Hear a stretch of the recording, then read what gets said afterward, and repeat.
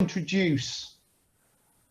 introduce what's going on. So this session, David will soon to be joined by Paul Brewer of Ada and Worthing and Kate Hurrett from Cumbria County Council.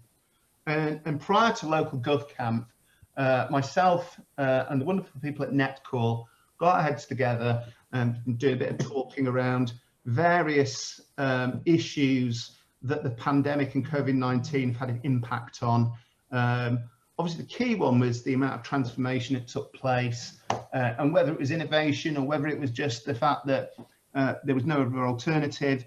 It led to a wider discussion that bore out a bit of a survey, which we sent out to people, and a number of people, hopefully a number of people that were on this session will have taken time out and participated in, because at the end of this session, we're going to do a draw for the person that's won a home cinema kit. So there will be benefit. Well, there'll be benefit in staying on the call and the session over and above winning a home cinema kit. But that's a nice bonus. I think you'll all agree. So yeah, we came up with a survey, and we went through a survey, and we've come up with a set of slides, which Simon I think will share with us in a minute.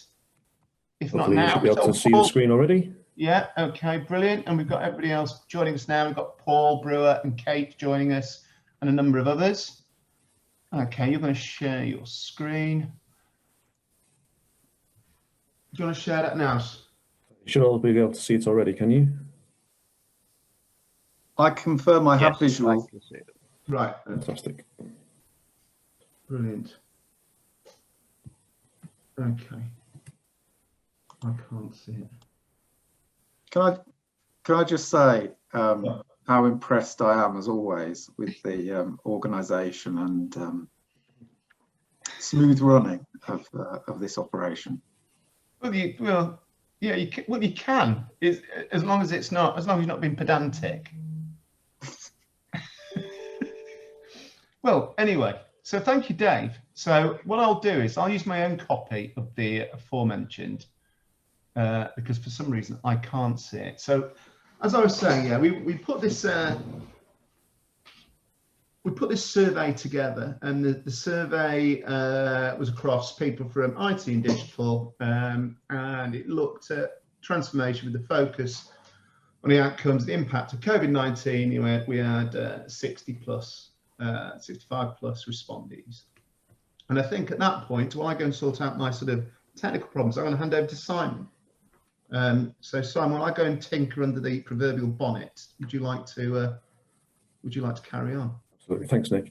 Yeah, welcome everybody, and welcome to those that are taking part in the panel as well, Dave and Kate and Paul, all of whom I'm going to ask some questions of the three of you, and get your take on how the pandemic has affected digital transformation, and obviously the responses to the survey that Nick's just talked about. So I think, unsurprisingly, that one of the key findings from the survey was that the pandemic sped up transformation.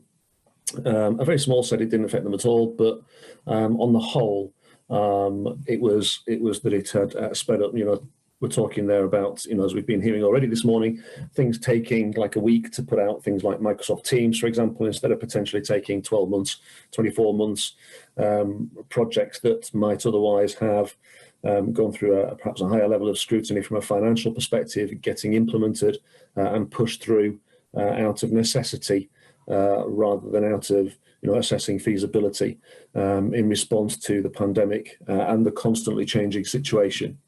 And that certainly came back across within the survey results. But what I wanted to do was ask a question, really. So Dave, if I could identify you first. IT, digital and transformation. So one of the questions was, how well do you feel alignment is between IT, digital and transformation in your authority? There was a variety of responses, as we can see from the slide. Some say we are working with it, it's okay, it's a little bit broken, or we're joined at the hip. So the question for you, Dave, is what's your advice on improving departmental alignment to get the best possible transformation results? Yeah, so interesting one. I mean, we're quite lucky in Croydon in that we're not just joined at the hip, but various sort of other body parts as well. In that sort of digital IT and transformation is all part of the same department, which is mine. So Croydon Digital Service encompasses all of those things really. So I actually look after most of the traditional IT bit. Our Chief Digital Officer, Neil Williams, has got sort of mastery over the sort of the web side of things and the digital, some of those digital bits as well. And most of the sort of the change people in the organisation sit within us as well. And to be honest, I mean, and I would say this, wouldn't I?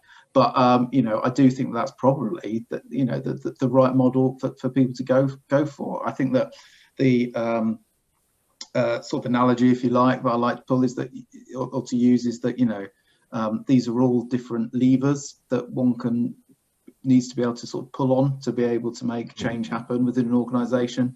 You know, I think alignment is exactly the right word. The last thing you want is your change people and your design people clashing with the IT folk. You've got to make sure that your IT infrastructure is flexible enough and in the right shape to be able to support whatever services want to see happen in terms of change. So, you know, having it all under one roof is incredibly helpful.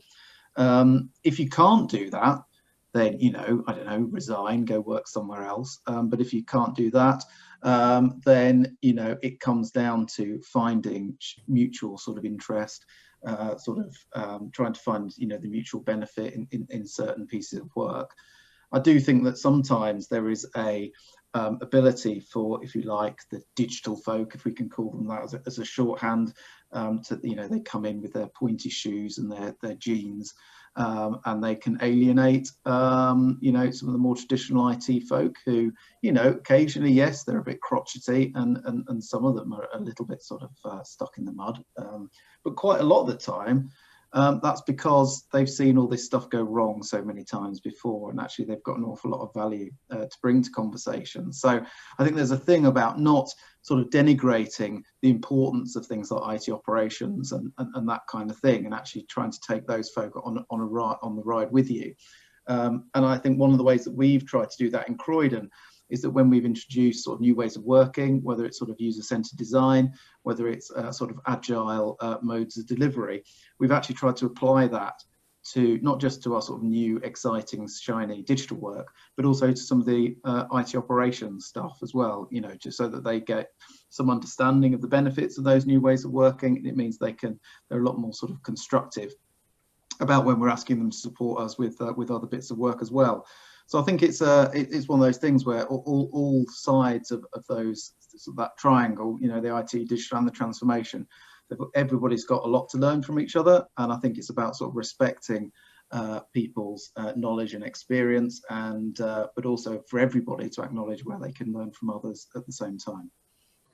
Really interesting. Thank you for that. So we'll move on to the next question for the panel. If I can get my screen to work. There we go. So aligning procurement with transformation. So Paul, I think you're on the session as well. Good morning. So can I ask this question for yourself, if that's okay? So again, you know, you can see there a variety of responses around how procurement are working with transformation as to whether they actively work together to understand the outcomes that is trying to be achieved, or right down to focused on fixed rules and making flexible digital transformation difficult. Quite a variety of responses to that.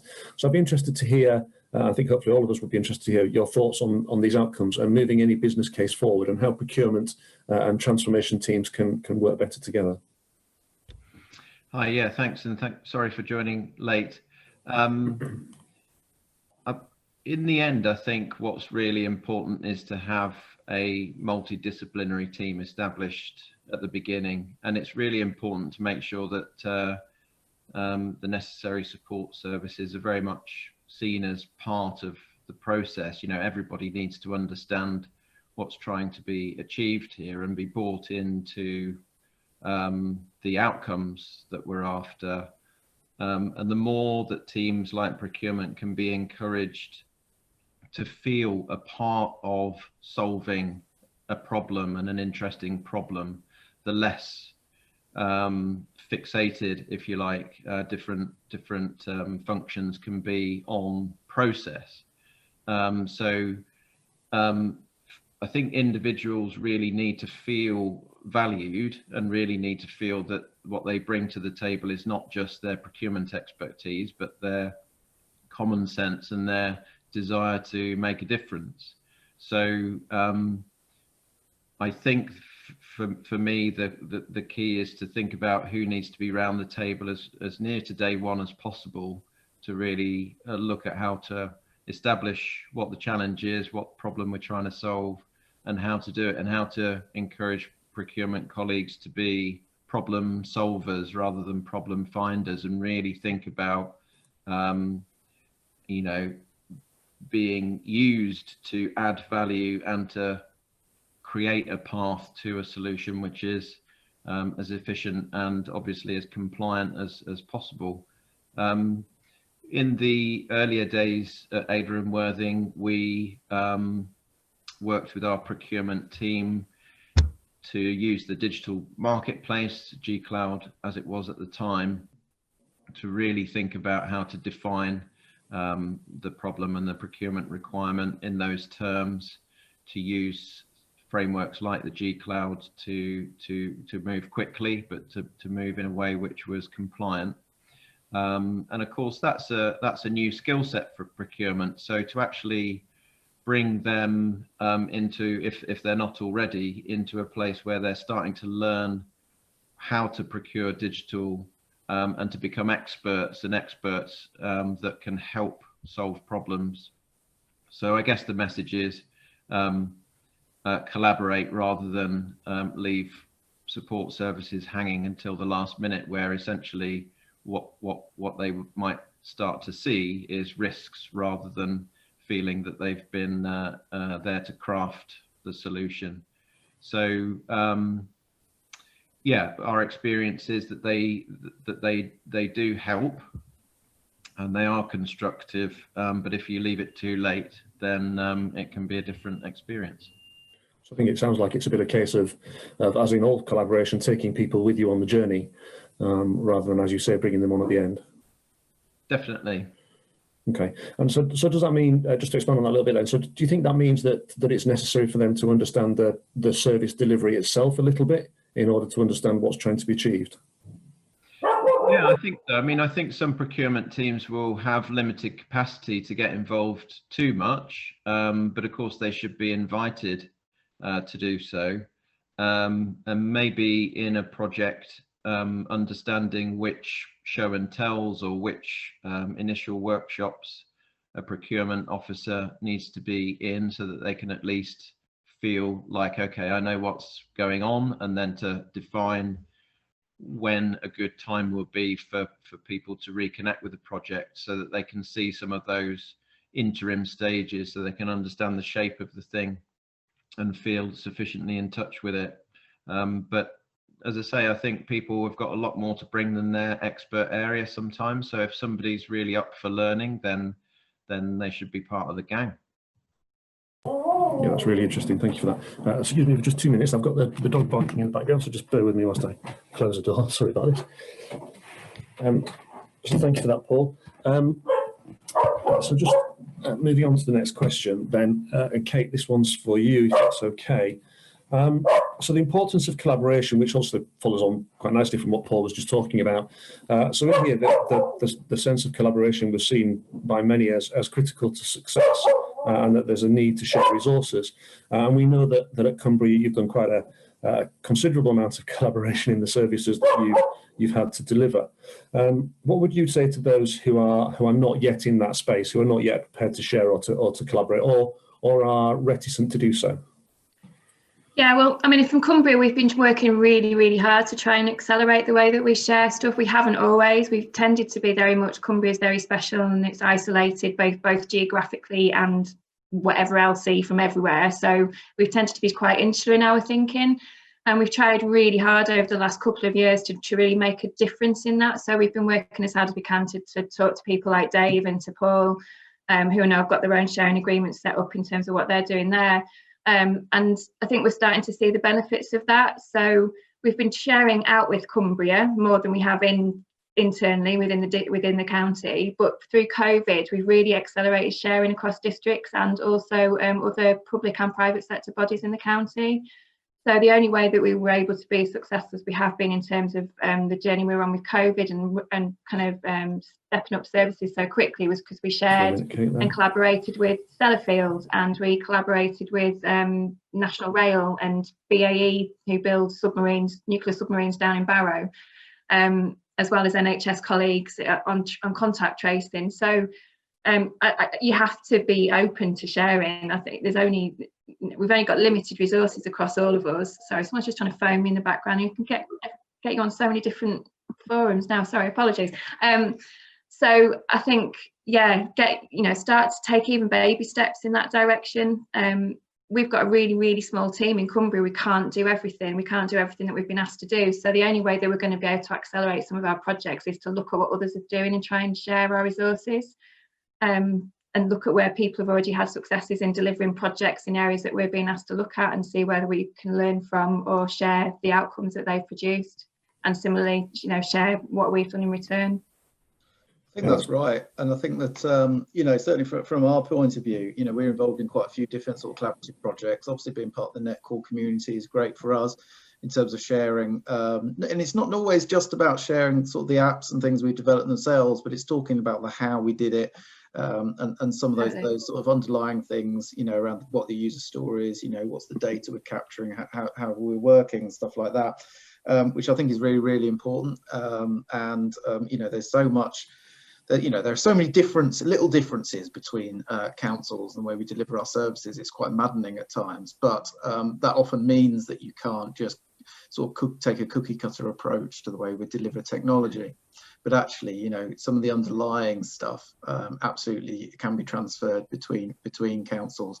So, I think it's really important to take quite a broad view of what collaboration actually looks like. It's not just about sharing bits of code or whatever that might be. Totally. I mean, I think, I came in, I'm probably guilty of being a bit pointy shoes about the whole digital transformation agenda in Cumbria. We sit totally separate from IT, we sit totally separate from transformation. It's been a really hard process for us, and we were guilty of probably a little bit going digital, shiny, new, we're great, change the way we're doing stuff. And we've learned a lot from talking to other authorities about the way in which they've approached digital transformation programs and embedding those practices within the organisation. And we've certainly learned a huge amount in the last couple of years from other people that have really helped us to change the way in which we approach some projects, reframed the kind of narrative around that, and has really helped us to accelerate some of those conversations. So have we cracked it yet? No.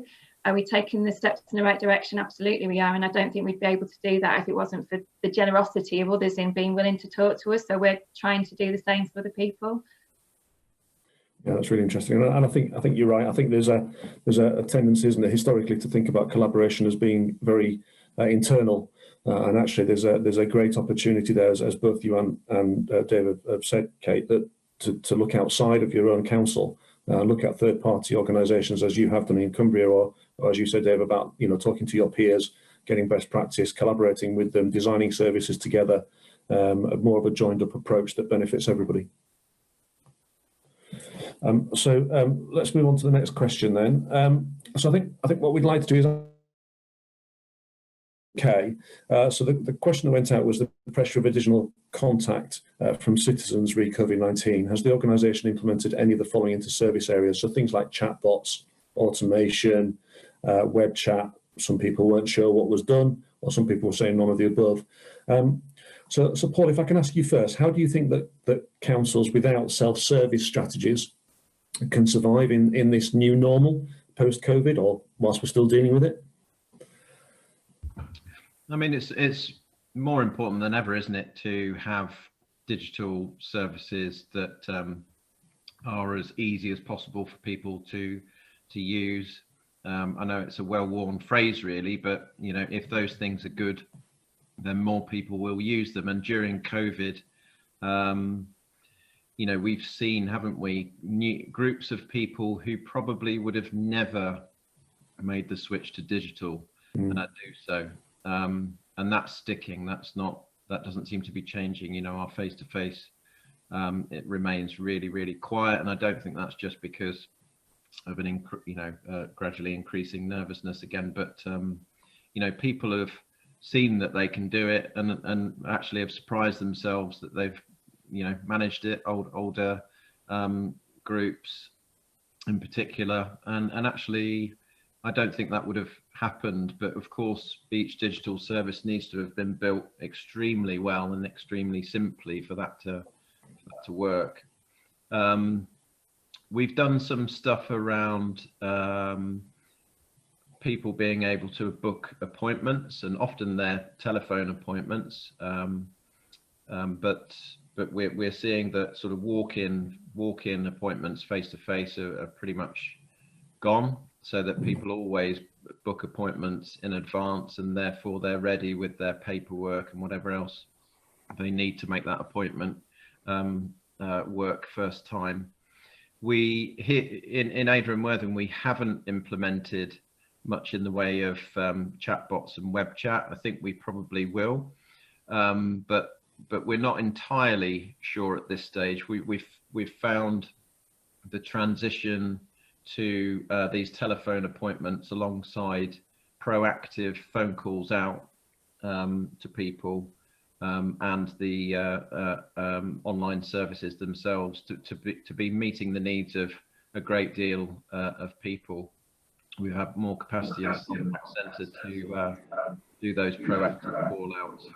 But over the next few months, we will be looking at web chat to make the contact centre agents that bit more effective. Not so sure on the chatbot side at this stage, but all of those things will come. Okay, thank you. And Dave, if I can ask the same question of yourself.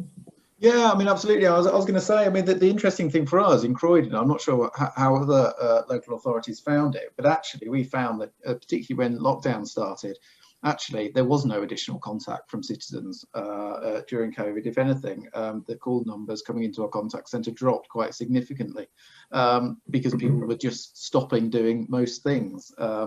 Obviously, there was a huge increase in terms of a lot of our outgoing communication, particularly to shielded groups and things like that. So that kind of used up some of that capacity.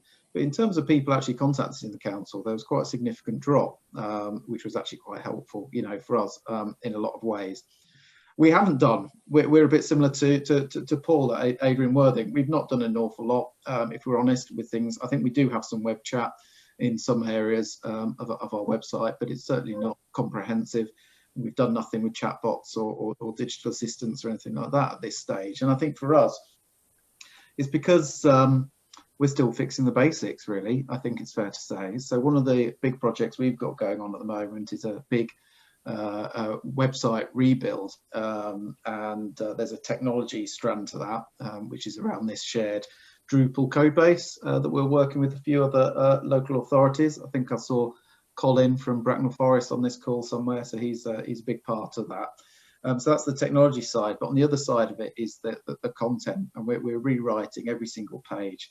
We're deleting a hell of a lot of pages, and we're introducing quite a lot of the innovations that the gov.uk website brought in. Not surprising, given that sort of Neil Williams, who used to run gov.uk, is now my boss. There's things like step-by-step guides and things like that, where actually just simply really well-written web content in understandable formats, using this sort of step-by-step guide methodology, actually just has such an impact on the ability for people to find the information that they want themselves on the website, that actually perhaps we don't need some of the bells and whistles that things like chatbots and other things like that might bring in. That actually just really well-written, well-structured website content is the first thing that you need in place, really. And then when that's done, if it is ever done, then we might be able to look at some of the automated bits as well. Okay, so basic, making digital services available in the right way, perhaps negates the need sometimes for some of those more advanced technologies. Yeah, and I think just to answer the question on the slide, how do you think councils without any kind of self-service strategy can survive? Well, I just think it's pretty obvious that they can't. Okay, and Kate, from yourself? Yeah, so similar to Dave, we're about to kick off a massive website project, and our website is pretty poor, to be fair, at the moment, and we don't want to introduce web chat and chatbots on top of content that's just not good, because we're just going to create more noise and more kind of confusion in the system, I think. So we want to make sure we overhaul that properly first. We have considered it and we will continue to look at it as part of what we're doing. We have got a couple of virtual workers in Cumbria now who are busy doing shortlisting processes and also looking at accounts receivable. So our invoices that are coming back into the authority are processed first through our low code system, and then virtual workers pick them up and put them into the E5 back office system. So we have started to explore how we can use virtual workers across the authority to do some of the manual processing of kind of very standard data. Early days for that, they've only been live sort of 6 months or so, so we're still looking at how that's working. But like Dave, I don't think you can't survive that self-service strategy. It's just not possible, both from a customer expectation perspective. You know, people, you know, I think our members are very, I had a conversation with one of our members the other day. I was like, well, the people in my constituency, they can't use computers, you know, and it's like, well, some of them can't, but a lot of them can, and we need to be looking at user experience across a range of people's abilities. But also internally, in terms of where we are financially, the financial pressures we're facing, we need to be able to push as much for people to be able to self-serve as they can, so that we can free up some of our resources to not have to do the work, the manual work that they're already doing, and free up their resources to do the value adding, for want of a better word, activity. So I just don't think you can do that without having a self-service strategy in place.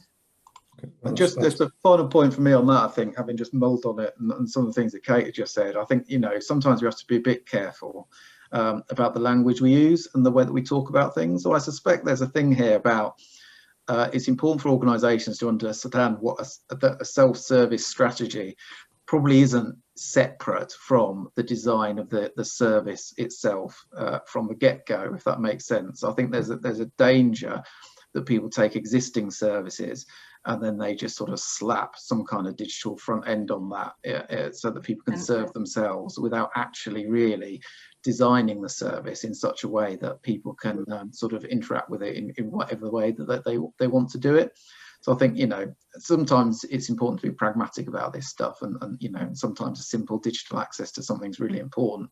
But you know, I think that, you know, considering self-service separately from the design of the service itself, if that makes sense, is probably pretty important. Yeah, I totally agree. We had, you know, we had a massive discussion about our highways front end, and we're redesigning the way that people interact in terms of front end highways reporting. The conversation with members is, you know, you're the digital team, all you care about is technology, and you're gonna leave people behind if all you're worried about is people being able to report online.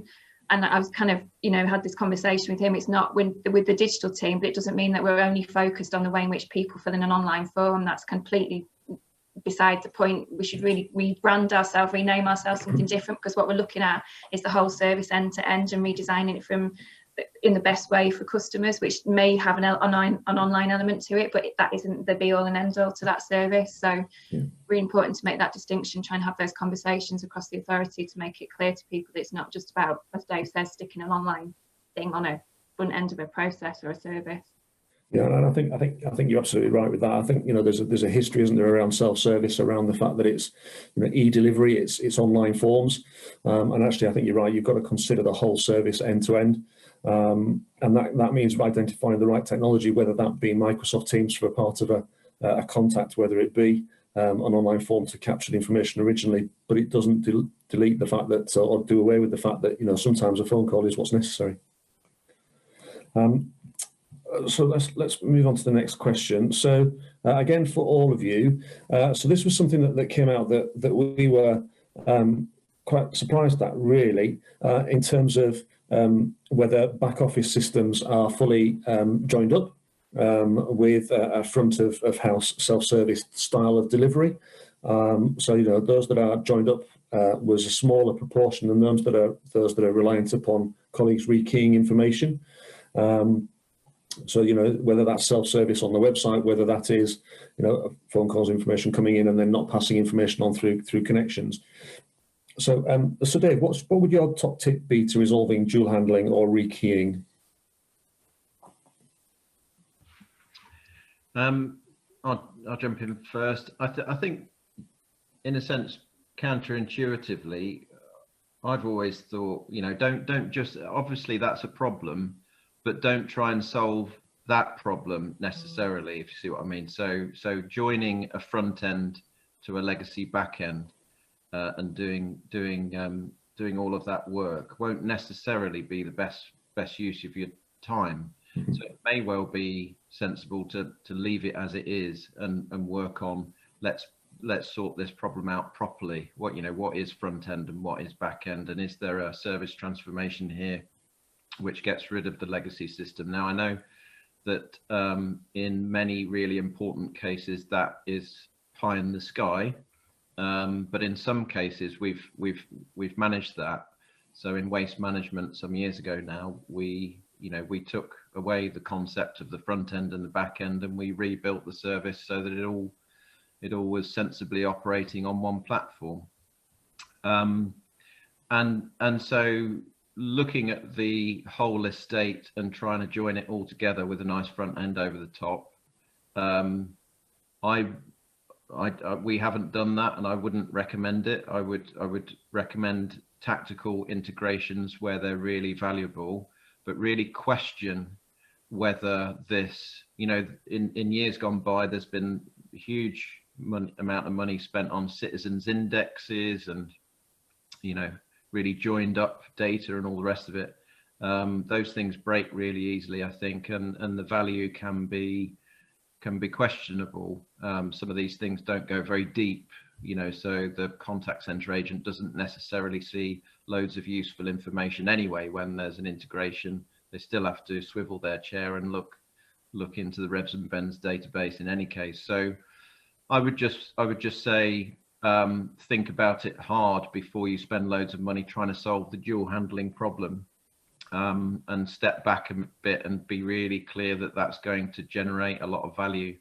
That would be my thought. Dave?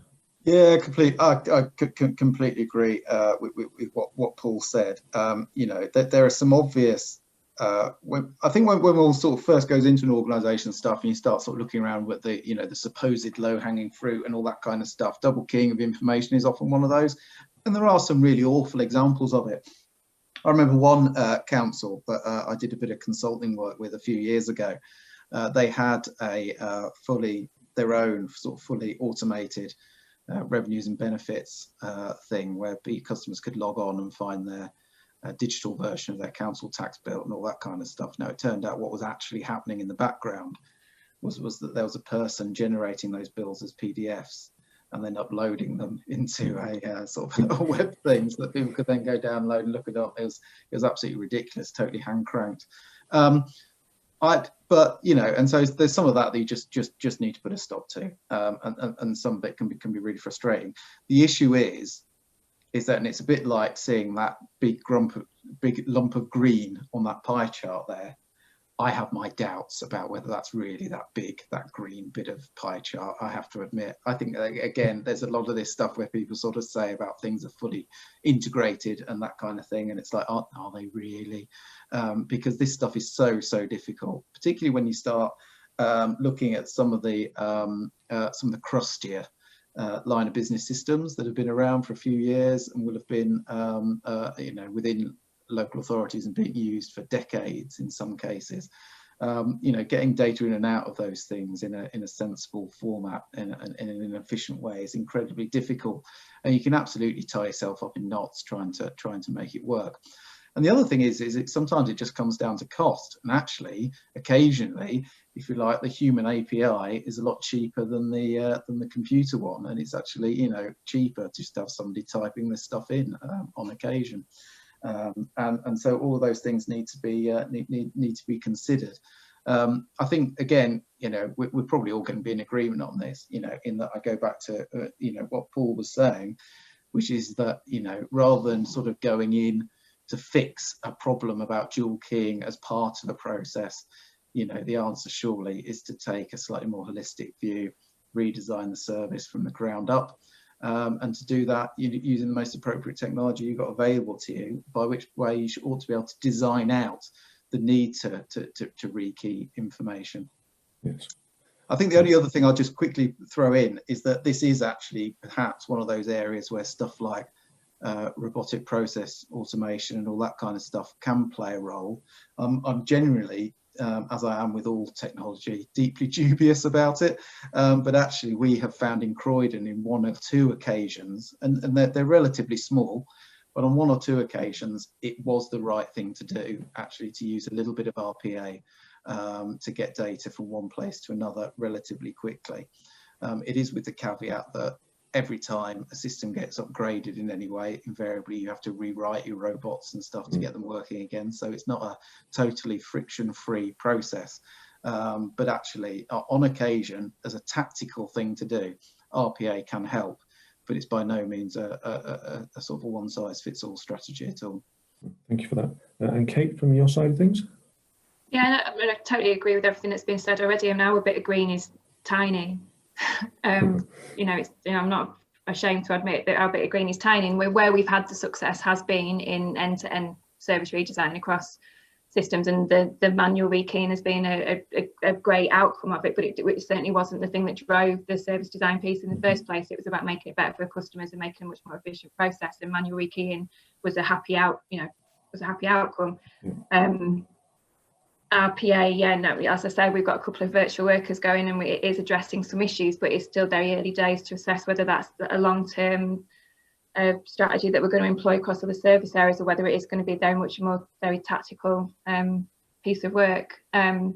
There's nothing really much more I can add to what has already been said. I just really wouldn't focus on the rekeying stuff, because you can tie yourself up in knots trying to do that and miss the bigger picture. Yeah, trying to sticky plaster stuff rather than, as you say, yeah, totally redesign the process. And if it solves that problem, then fantastic. But you know, putting a digital front end on a poor process doesn't improve the process necessarily.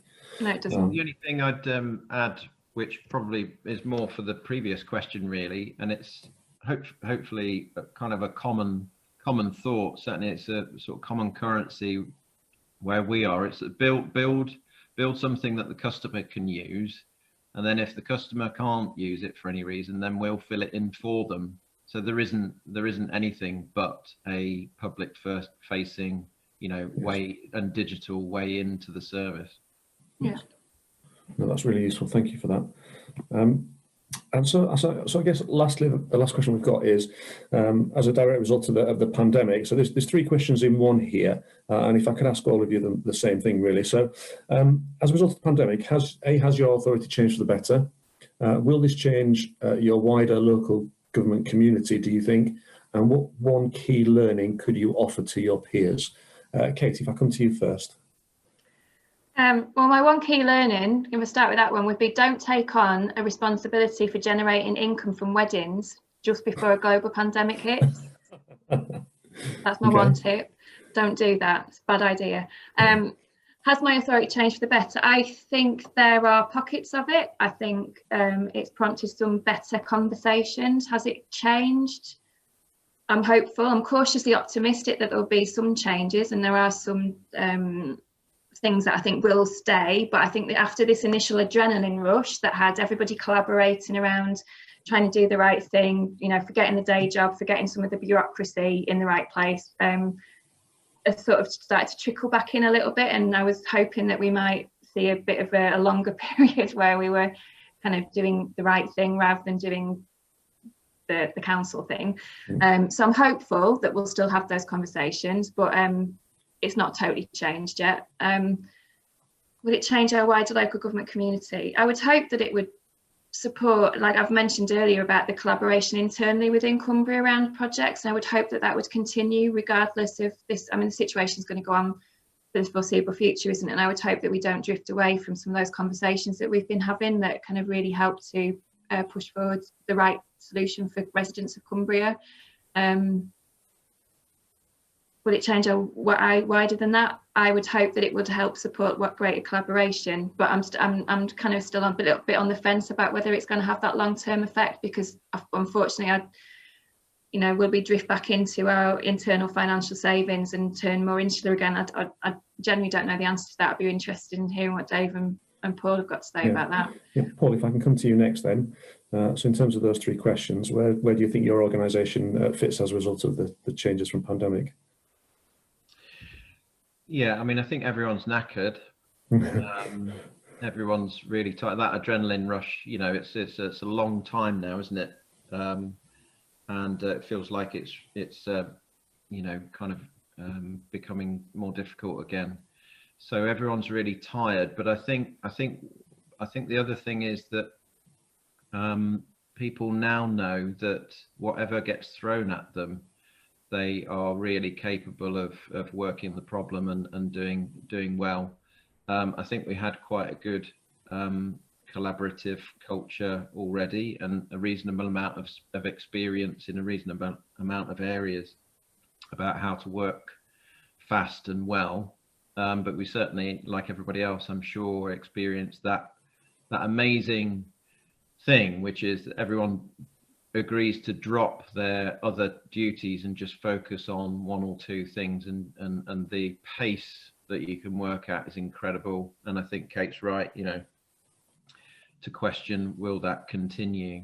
But I suppose what it made me think about was, over the last few years, the amount of energy I've put in trying to convince other people who weren't up for it to do something, compared to how great it feels when people are up for it. And obviously COVID has shown, when people are up for it, have to be up for it, whatever, you can make massive progress. So I think my learning now, after struggling hard in some areas, would be, you know, work on the problems that people want to solve, rather than trying to force yourself on teams, services that just aren't up for it. And even the ones that say they're up for it and they really mean the opposite, because that can happen. Yes. Really go with the flow, go with the people that are asking for your help. And of course that is contrary to digital teams that have got pressures around savings, potentially. But that is how you can show what it's all about and how to make progress, is to create exemplars with services that are really up for it. And I think that's my learning, is to go back to the COVID projects, to go back to other projects where, when we're all up for it, we can do really great stuff. Yep. So why not do that? Life's a bit too short to be fighting too hard with projects that just are a real struggle because people are trying to resist. Okay, that's interesting. Thank you. And for yourself, Dave, at Croydon? Yeah, so has our authority changed for the better as a result of the pandemic? I can only say absolutely not in answer to that question, because it's basically bankrupted us. So, you know, we are royally screwed on the finances, and a lot of that is down to, you know, the response from to COVID and everything. I think it's basically left us about 45 million quid down, you know, which is going to be extremely difficult for us to sort out. Yes. Yeah, nasty. But on the positive side, I try and keep it light. You know, the switch to remote working has gone remarkably well, and it's difficult, I think, to see that ever going back to normal. At least I hope it doesn't, because I took the opportunity in lockdown to move about 150 miles away from Croydon. So I'm really hoping we don't have to go back in the office anytime soon. But you know, the speed at which people adapted that, I mean, it's quite interesting. We'd got this just before, in about sort of February time, we'd got this 12-month plan on how we were going to roll out Microsoft Teams across the whole organization. And there was a little bit of sort of angst about whether we were rushing it, and all of this kind of stuff. In the end, we did it in a week in March, and it was fine, you know. And so I think that there was a thing there about having a little bit of you know, confidence in that actually people can handle quite a lot of change in one go, if it's required. So you know, that's quite a good thing. I think as well, the other thing, purely selfishly from our perspective in our department, is that because we managed to make that happen quickly, because if I'm honest, we were quite lucky in that our IT infrastructure has held up throughout the whole period without any too many issues. You know, plus we were able, with thanks to the Netcall platform, to roll out some of the apps for COVID that we did, like the shielding database, the business grants, the situation reporting stuff. You know, we got a lot our internal stock rose quite highly and quickly as a result of that. So that was really helpful for us. In terms of the impacts on local government community, I think Kate had it right. God only knows. It's certainly shown, I think, a lot of the projects and stuff that CLG have funded have shown that it is possible for councils to work together on shared problems. Some of the informal stuff that we're doing between us as Netcall customers show that we can do all of that kind of thing.